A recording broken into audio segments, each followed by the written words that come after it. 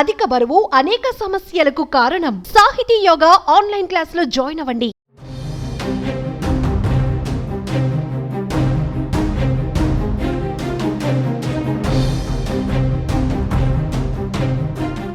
కి సంబంధించిన ప్రేమలత గారు ఒకసారి ఉన్నారు. వారు కుటుంబ సభ్యులకు వారు కొంత వాళ్ళ రిలేషన్ కూడా ఉన్నట్టుగా తెలుస్తుంది. వారు అంటే పిల్లలకి కావచ్చు ఆ కుటుంబ సభ్యులకు పోస్ట్ మార్టం చేయొద్దని చెప్పి అడుగుతున్న పరిస్థితి. ఒకసారి మాట్లాడదాం. అమ్మ చెప్పండి, మీకు ఎప్పుడు తెలిసింది సమాచారం? నాకు 9:30కు ఏర్పడిందా. మళ్ళీ అక్కడి నుంచి వస్తే ఇక్కడ దూరం నుంచి బషీర్బాగ్ నుంచి బంజారా నుంచి వచ్చిన నేను. నాకు నా రిలేటివ్స్ చెప్పిన అట్లా ప్రమాదం నడిచింది.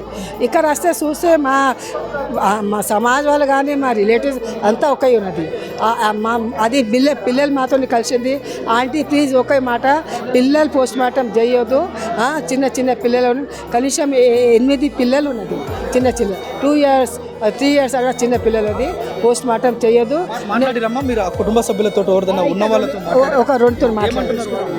అవి అయింది అట్లా ఏం చేస్తా, చిన్న పిల్లలకు అట్లా చేయొద్దు. అందరికి ఉస్మానియా హాస్పిటల్లో ఇంకా ఒక హాస్పిటల్లో తీసుకుపోయినా. ఇప్పుడు ఏర్పడుతుంది ఒక గంటల మొత్తం. వాళ్ళతో మాట్లాడారు. ఎంతమంది లోపల ఉన్నారో, నిజానికి చికిత్స పొందే వాళ్ళు ఉన్నారా, మొత్తం చనిపోయారా? ఏడ్చింది, ఏం చెప్పలే, ఒకే మాట చెప్పింది, పిల్లలకు పోస్ట్ మార్టం చేయొద్దు చెప్పిన. నాకు ఇంకా పెద్ద మనుషులకు ఏం చేయొద్దు. ఎందుకు అంటే అది ముందు పరేషాన్, పోస్ట్ మార్టం చేస్తే చాలా పరేషాన్ అవుతుంది.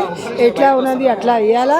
నేను రేవంత్ రెడ్డి సీఎం సార్ దగ్గర చెప్పిన, మేము పున్నం ప్రభాకర్కు చెప్పిన, మా చైర్మన్ సీతాకర్ దయాకర్ రెడ్డి ఆమెతోనే మాట్లాడినా. మీరు ఉస్మానియాలో మాట్లాడు పిల్లలది అది చేయొద్దు వాళ్ళకి, పోస్ట్ మార్టం చేయొద్దు వాళ్ళకి. ఏం చేస్తాం, ఇంత ఘోరం అయింది, ఏం చేస్తాం చెప్పు, చాలా ఘోరం. మీరు లోపలికి వెళ్ళారా, ఒకసారి చూసారా ఎంత దారుణం? పర్మిషన్ వెళ్ళలేదు.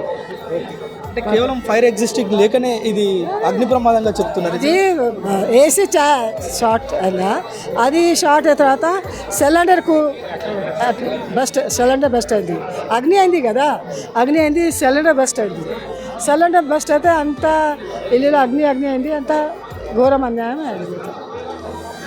అంటే నిజానికి తను కూడా ఆమెకు పిల్లలకు పోస్ట్ మార్టం చేయొద్దు. ఎంత మంచి ఉన్నది, ఆమెకు ఏం చేయొద్దు. ఆ ఇంటి వాళ్ళకు ఇస్తే ఆమె శాంతితోని అది అంతిమ సంస్కారం చేస్తా. మా నివేదన చేస్తున్నా, రిక్వెస్ట్ చేస్తున్నా, అది గవర్నమెంట్ కానీ అది ఉస్మానియాతో కానీ మా మేయర్తో కానీ అందరితో రిక్వెస్ట్ ఒకే చేస్తున్నా. ఆ ఇంటికి అందరికీ సతాయించవద్దు, ఏం పోస్ట్ మార్టం చేయొద్దు, ఏం చేయొద్దు. వట్టిగా ఆమెకు చాలా ఘోరం ఉన్నది. ఎవరి దిమాగ్ ఒక జాగా లేదు, అందరు పరేషాన్ ఉన్నది. మనం కూడా పరేషాన్ చేస్తే ఇంకా పరేషాన్ అవుతుంది. రైట్. అంటే నిజానికి తను మొదటి నుంచి కూడా ఆ కుటుంబ సభ్యులతో మాట్లాడి ఆమె ఒకటే డిమాండ్ చేస్తుంది, ఏంటంటే కడసారి చూసుకుంటాం. వారందరికీ కూడా చిన్నపిల్లలు కావచ్చు, వృద్ధులు కావచ్చు, మేము వారితో ఒకసారి వారిని చూసుకునేందుకు అవకాశం కల్పించాలి. రాష్ట్ర ముఖ్యమంత్రికి కూడా వాళ్ళు విన్నపం చేస్తున్నారు.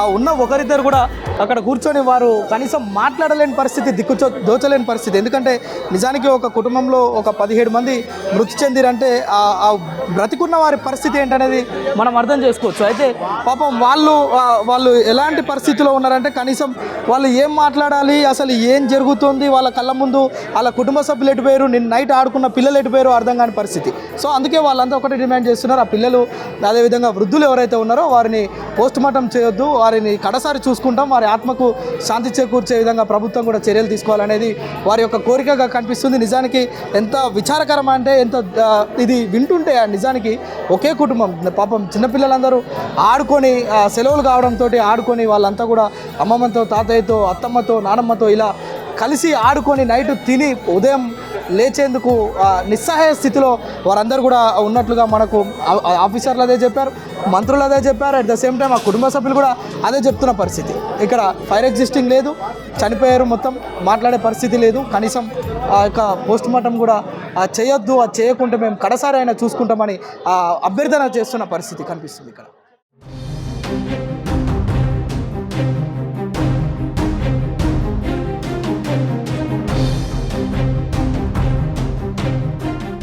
సుమన్ టీవీలో మీ పర్సనల్ అండ్ బిజినెస్ ప్రమోషన్స్ కోసం కింది నెంబర్కి కాంటాక్ట్ చేయండి.